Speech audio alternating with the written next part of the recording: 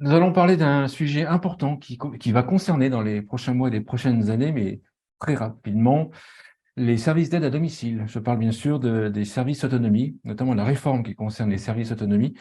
Et nous allons en parler avec notre invité qui connaît très bien le sujet, qui est Mehdi Tibourtine, qui est le directeur général adjoint de la FESP, la Fédération des entreprises de services à la personne. Bonjour Mehdi. Tout à fait. Bonjour Frédéric. Merci pour l'organisation de cette réunion sur un sujet hautement intéressant. La FESP, quoi s'agit-il?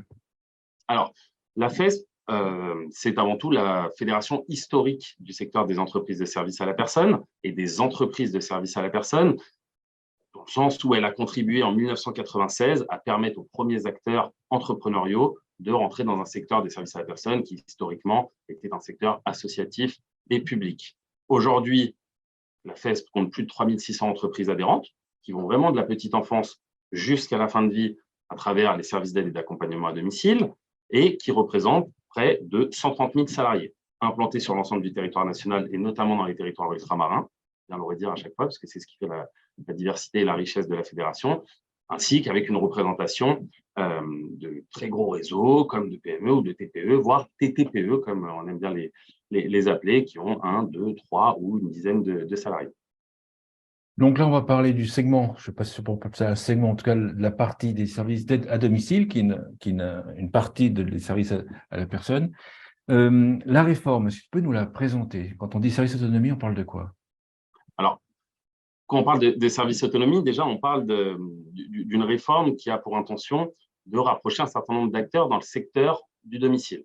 C'est-à-dire que là, aujourd'hui, si on s'intéresse un peu globalement pour les activités réalisées à destination des publics fragiles, essentiellement les seniors ou les personnes en situation de handicap, deux grands types d'activités qui sont réalisées sur la partie aide à domicile, sur les besoins d'accompagnement.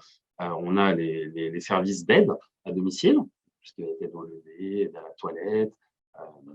Et on a aussi également tous les services dits infirmiers à domicile, donc les services de soins. Et cette réforme des services autonomie, elle fait suite à une volonté un peu ancienne de la part des pouvoirs publics de vouloir absolument rapprocher les acteurs afin qu'ils proposent à la fois de l'aide et du soin. Donc là où on avait avant deux acteurs différents, volonté à travers la réforme des services autonomie, et qu'il n'y en ait plus qu'un. Les SAD, enfin, il y a combien de SAD et combien, enfin, là on parle ici des SAD, en fait la partie service et la partie plutôt médicale. Comment ça se structure? Combien est-ce qu'il y a de SAD, de SIAD, et comment ça se structure? Alors aujourd'hui, il faut savoir que donc, sur l'ensemble des territoires, on compte plus de 7500 services d'aide et d'accompagnement à domicile, là où on compte 2500 environ services infirmiers à domicile. On voit qu'il y a une réforme qui est assez ambitieuse, qui est de vouloir rapprocher deux grandes catégories d'acteurs dont le nombre n'est pas symétrique. Forcément, on voit bien, et ça j'imagine qu'on va y venir juste après, que ça va appeler à des à des dispositions spécifiques et un accompagnement spécifique pour les acteurs, parce que tout le monde ne pourra pas se regrouper faute d'avoir un nombre identique. À ton avis, l'objectif de la réforme, c'est lequel? Alors, comme je le disais, c'est vrai que depuis une dizaine d'années, voire même un peu avant, il y a cette volonté de la part des pouvoirs publics de rapprocher les acteurs, d'avoir une passerelle qui soit la plus étroite possible entre l'aide et le soin. Et donc, on avait déjà eu par le passé des expérimentations qui avaient été lancées en ce sens. Donc, ça ne s'appelait pas les services autonomie à l'époque, ça s'appelait les SPASAD. On a eu deux expérimentations qui ont été lancées entre 2013 et 2017 sur les SPASAD, qui en réalité n'ont pas été des expérimentations concluantes. D'ailleurs, à ce titre-là, un rapport de l'IGAS qui montre qu'en réalité, le dispositif n'avait pas suscité un grand engouement et engagement de la part à la fois des acteurs, mais également des bénéficiaires. Et donc, j'allais dire pas fort de ce constat, parce que c'est vrai qu'en général, quand on teste des dispositifs qui ne fonctionnent pas forcément ou qui peuvent avoir des limites, on peut être hésitant à vouloir les généraliser ou on essaie d'en construire d'autres. Là, il y a quand même eu un pari pris à l'occasion de la loi de financement de la sécurité sociale pour 2022 de généraliser les services autonomie à travers une réforme qui devra être engagée avant le 30 juin 2023, c'est-à-dire avant demain. Et donc, à ce titre-là, ça traduit, pour répondre à la question, un engagement des pouvoirs publics d'avoir déjà un nombre d'acteurs un peu plus restreint dans le secteur, d'avoir des acteurs, comme je le disais, qui proposent à la fois de l'aide et du soin, avec comme ambition pour les bénéficiaires accompagnés d'avoir un interlocuteur unique vers qui se tourner. Est-ce qu'on sait pourquoi il y a eu un faible engouement pour les SPACAD? Parce qu'on pourrait partir du principe qu'une personne âgée, elle a besoin de soins et puis de services d'aide.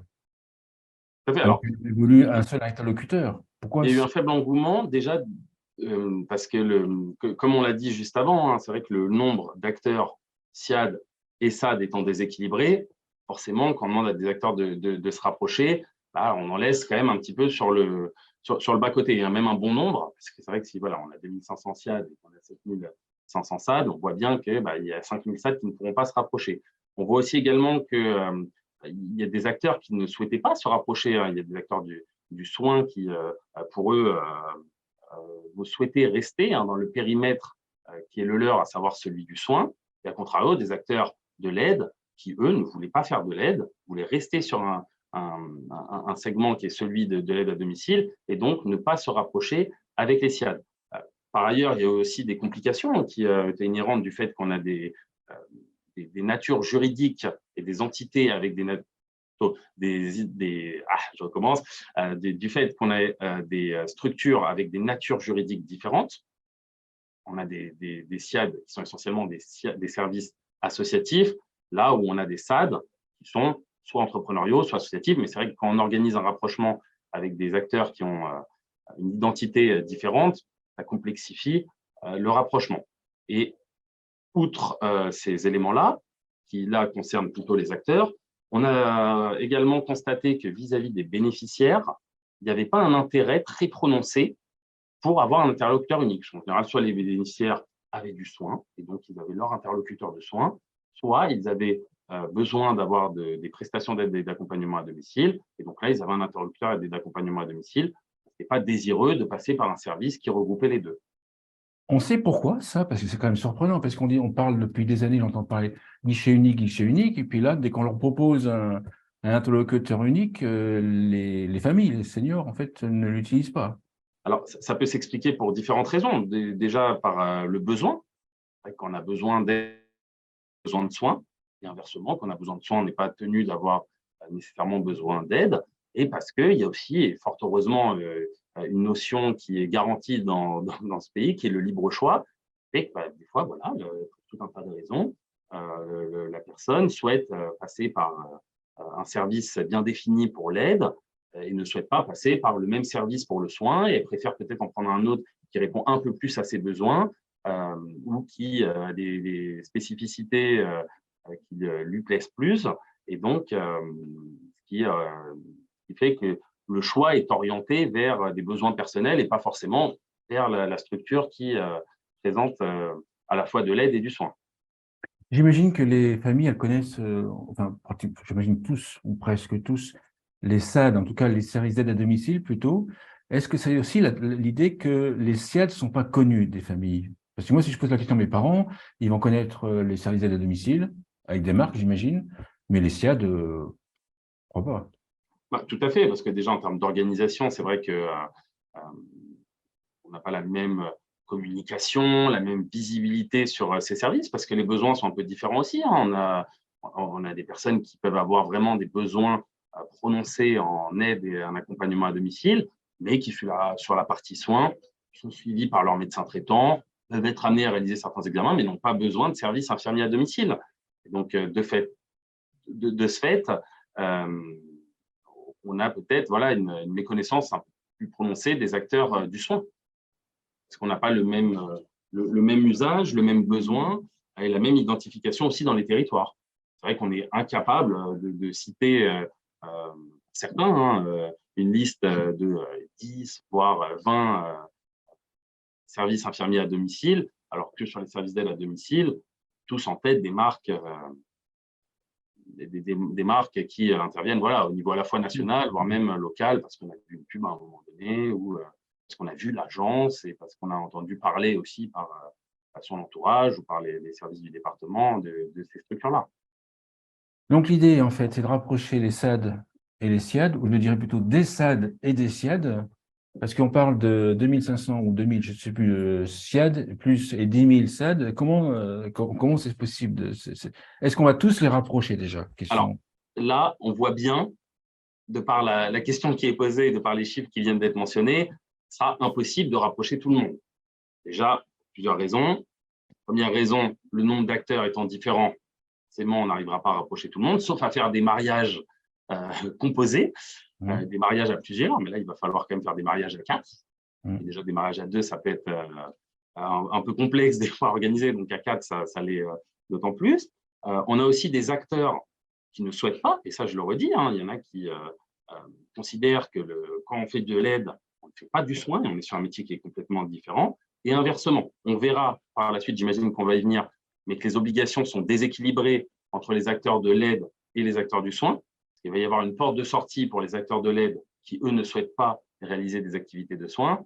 Et à contrario, les acteurs qui réalisent des activités de soins n'auront pas d'autre choix, eux, que de se rapprocher également d'un acteur qui fait de l'aide ou de proposer en direct de l'aide. Et donc, pour répondre à la question, on va avoir forcément des rapprochements parce que c'est l'essence même de la réforme. Néanmoins, on aura un certain nombre d'acteurs, et même une majorité d'acteurs, qui devraient continuer de réaliser leurs activités d'aide sans pour autant proposer en direct du soin. Donc, si je comprends, le rapprochement n'est pas obligatoire. Ça, c'est un point sur lequel nous, on s'est beaucoup battu côté FESP. C'est un point qui était primordial pour nous. C'était celui de respecter la volonté des dirigeants. C'est-à-dire qu'on a des adhérents chez nous qui nous disent écoutez, cette réforme, c'est une superbe opportunité. Moi, je considère que je pourrais le développer en proposant du soin. Je considère qu'il pourrait y avoir des passerelles aussi également entre les métiers, que ça me permettra de toucher un nombre de personnes plus élargies et donc qui ont envie d'aller vers le soin. Après, on va voir juste après que ce n'est pas parce qu'on a envie qu'on y arrive nécessairement, mais en tout cas, il y en a qui ont cette volonté, et d'autres qui, à contrario, nous disent non, mais ce n'est pas mon métier. Moi, je considère que je n'accompagne pas les personnes de la même manière si je fais de l'aide ou si je fais du soin, et donc je suis attaché à conserver mon identité.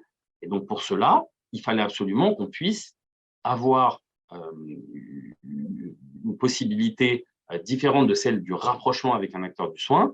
Et c'est ce qui a été proposé, ce qui devrait être acté, parce que je parle encore au conditionnel, vu qu'on est le 22 juin et que les textes devraient sortir d'ici à la fin du mois, dans les jours qui suivent, mais a priori, ne devraient pas trop évoluer par rapport à ceux qui ont fait l'objet des concertations avec les pouvoirs publics, une possibilité pour les acteurs qui ne souhaiteraient pas faire du soin, de pouvoir rester acteur de l'aide avec néanmoins une obligation d'orientation ou de mise en relation avec un acteur du soin. C'est-à-dire en ne le proposant pas en direct, mais en ayant justement cette action d'orientation ou de mise en relation.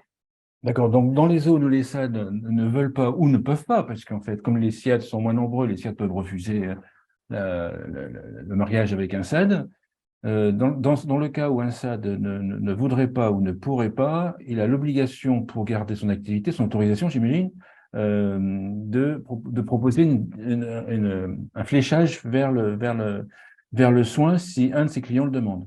Alors, très concrètement, je viens de dire que les obligations sont un peu déséquilibrées entre les SIAD et les SAD.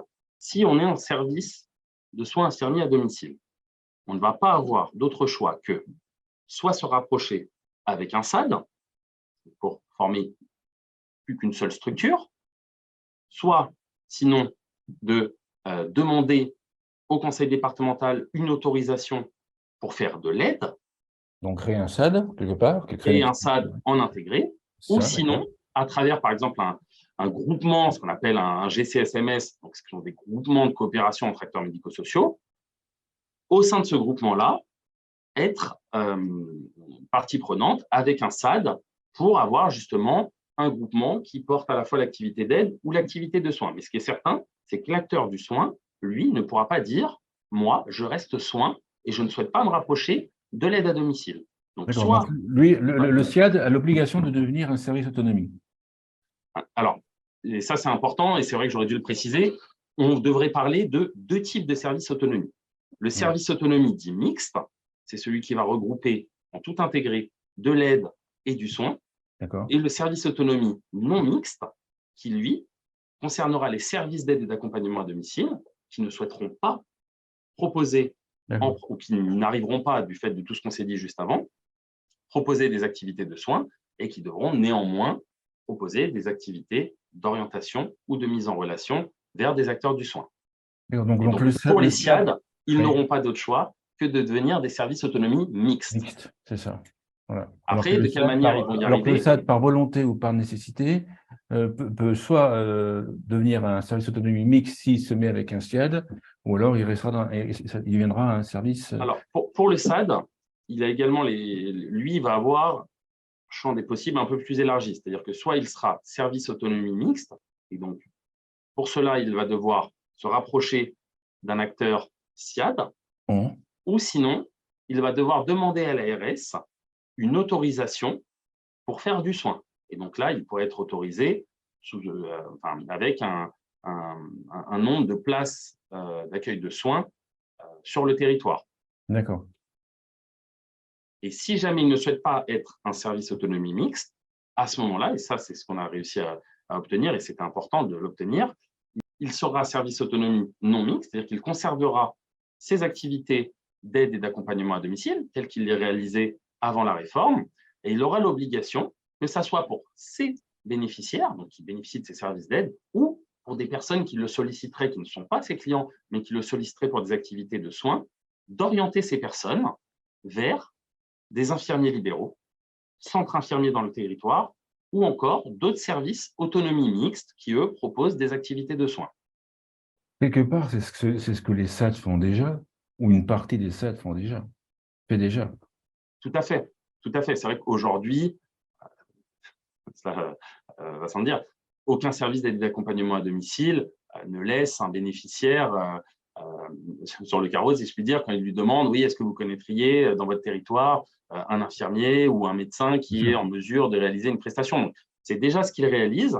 La différence là-dessus, c'est que en termes de financement, si jamais on est un service autonomie mixte, on aura l'obligation du coup de proposer de l'aide et du soin, et à ce titre-là, il y aura une obligation de coordination. C'est-à-dire que le service va devoir coordonner à la fois les activités d'aide ainsi que les activités de soins. Et pour cela, il va pouvoir toucher une dotation de la part de l'ARS pour valoriser ce temps de coordination. Alors que contrairement à ce que l'on demandait, ça on l'a porté, mais malheureusement l'arbitrage n'a pas été rendu de manière favorable, les acteurs services autonomie non mixtes, qui eux vont orienter ou faire cette mise en relation, qui n'est pas en tant que telle une de leurs prérogatives. Ils le font parce que ça fait partie du bouquet de services et parce que ça fait partie aussi de la qualité qui est attendue quand on passe par des acteurs qui interviennent comme ça sur de la dépendance. Eux ne pourront pas valoriser cette orientation ou cette mise en relation.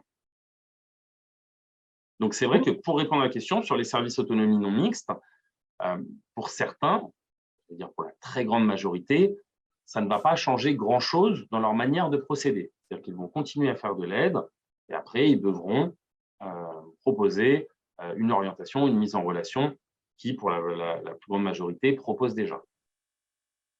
Autre point, autre challenge, en fait, les zones géographiques. C'est-à-dire, en fait, un SIAD peut intervenir que, je sais pas, sur le sud d'un département, et le SAD, lui, intervient sur tout le département. Qu'est-ce qui se passe dans ce cas-là?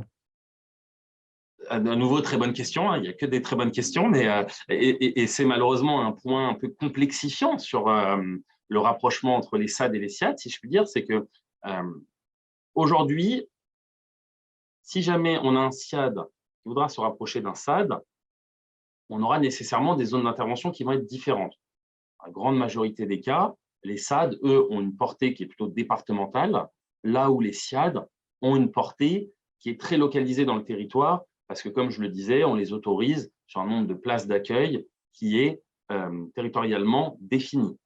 Et donc, l'esprit premier de la part du gouvernement était de dire, bah, s'il y a un rapprochement entre l'acteur du soin et l'acteur de l'aide, on gardera la zone d'intervention commune, à savoir la plus petite des zones, celle qui coïncide entre le SIAD et le SAD. Donc là, ça se doutait que ça ne pouvait pas du tout nous convenir, parce que renoncer à une partie de son autorisation, c'est laisser des zones blanches dans le territoire, mais c'est également aussi renoncer à une certaine partie de valorisation économique de sa structure.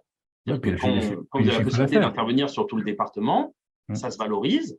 Du coup, vous avez des salariés qui sont affectés sur l'ensemble du territoire. Si demain, on vous dit, bah, écoutez, vous ne pouvez plus intervenir sur la moitié du territoire, bon, bah, votre structure n'a plus la même valeur. Et qu'est-ce que vous faites de tous les salariés qui ne peuvent plus intervenir dans le territoire? Donc, il y a une porte de sortie qui semblerait se dégager, avec une dérogation qui pourrait être laissée aux services d'aide pour conserver leur périmètre qu'ils avaient avant la réforme. Et en ce sens, sur la partie qui est non couverte par le SIAD, ils auraient l'obligation d'avoir une orientation, une mise en relation vers d'autres acteurs du soin. Donc, ils se comporteraient comme des acteurs services autonomie non mixtes sur la partie qui n'est pas commune avec le SIAD, et sur la partie qui est commune avec le SIAD, là, ils se comporteraient comme des services autonomie mixtes. Au challenge, la nature juridique différente des acteurs. Par exemple, un SIAD pourrait être une association et essayer d'un rapprochement avec une entreprise privée, un SAD privé. Alors, comme on se l'est dit, hein, c'est vrai que organiser un mariage, déjà, quand on est avec des caractéristiques un peu identiques, ce n'est pas toujours simple. Là, quand on est avec des caractéristiques diamétralement opposées, c'est complexe, voire impossible. Ce qui est certain aujourd'hui, c'est qu'il n'est pas possible d'organiser, si ce n'est à travers une absorption, c'est-à-dire s'il y a un rachat de la structure, mais sur un rapprochement entre deux acteurs, il n'est pas possible de composer si on a des natures juridiques différentes.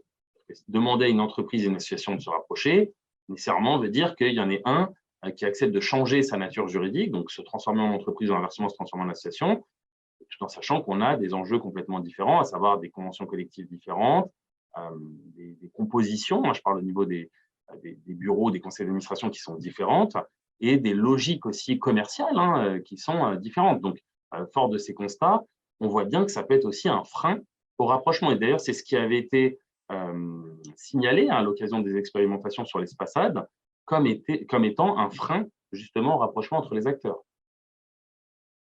Alors après, tout va dépendre des formes qui vont être choisies. C'est-à-dire que c'est vrai que s'il y a des rachats qui vont plutôt être des absorptions, bah, ça va être plus simple pour composer parce que la structure qui va racheter l'autre structure va la transformer pour intégrer au maximum la fusion entre les acteurs. Mais sur un rapprochement en tant que tel, là, ça va être beaucoup plus compliqué. Après, il y a une autre option qui est celle dont je parlais du groupement SMS. Mais dans ce cadre-là, c'est un peu gagner du temps, si je puis dire, parce que c'est-à-dire que dans le cadre d'un GCSMS, les acteurs vont avoir 3 années supplémentaires pour organiser justement la fusion et le rapprochement entre tous les acteurs au sein de ce groupement, mais ça n'en retire en rien toutes les problématiques qu'on vient d'évoquer.